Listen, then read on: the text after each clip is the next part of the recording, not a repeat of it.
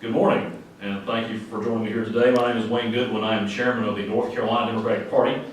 2 weeks ago, North Carolina Democrats publicly announced our officially endorsed candidates for statewide judicial contests in this very room.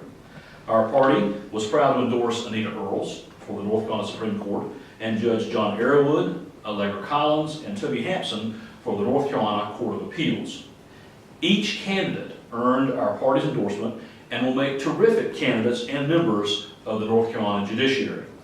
However, the endorsement process was not by our own design. For the first time in several years, North Carolina Democrats were forced to endorse candidates after a legislature desperate to hold on to power and afraid to face the voters this fall canceled an election. Our endorsement came with a warning to the public. Because of Republican efforts to rig our elections and undermine a free and fair judiciary, we expected unprecedented, dirty political tricks. That warning was based on good cause, because over the past year, the Republican General Assembly has made several changes to how North Carolinians elect our judges for one reason and one reason only: to put pressure on an independent judiciary that has acted as a check on the Republican legislators' power. The Republican-controlled General Assembly injected politics into the courts, shrunk the size of the Court of Appeals, and are trying to gerrymander our judiciary here in North Carolina. These Republicans have also canceled judicial primaries for this year only, hoping to weather a blue wave and hold on to seats for the state Supreme Court and the North Carolina Court of Appeals by stacking the deck in their favor.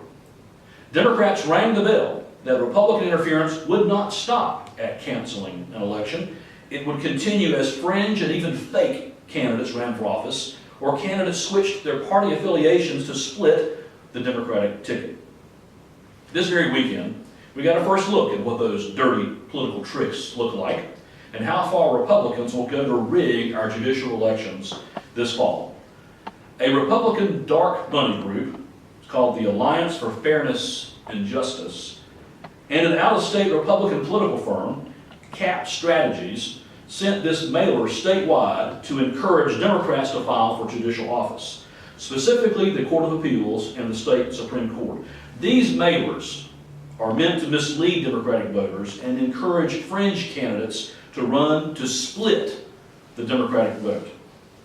These are Republican firms doing Republicans' bidding. Cap Strategies has a long history of working with Republicans, but has only worked once before in North Carolina with the North Carolina Chamber. The Chamber was a major spender for Republicans in North Carolina's 2016 Supreme Court race, supporting conservative North Carolina Supreme Court Justice Bob Edmonds. The Alliance for Fairness and Justice, on the other hand, has deep ties to North Carolina Republicans, despite only existing for a few weeks. Let's be clear about this.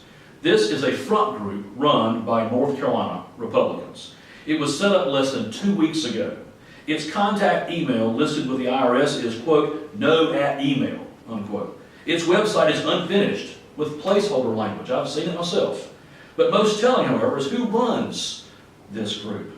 Jim Burton, Ted Prill, and Chevy Weiss are listed as directors, and all three have had extensive careers as Republican operatives throughout the country. And most notably, Jim Burton is the former director of the North Carolina Republican House Caucus.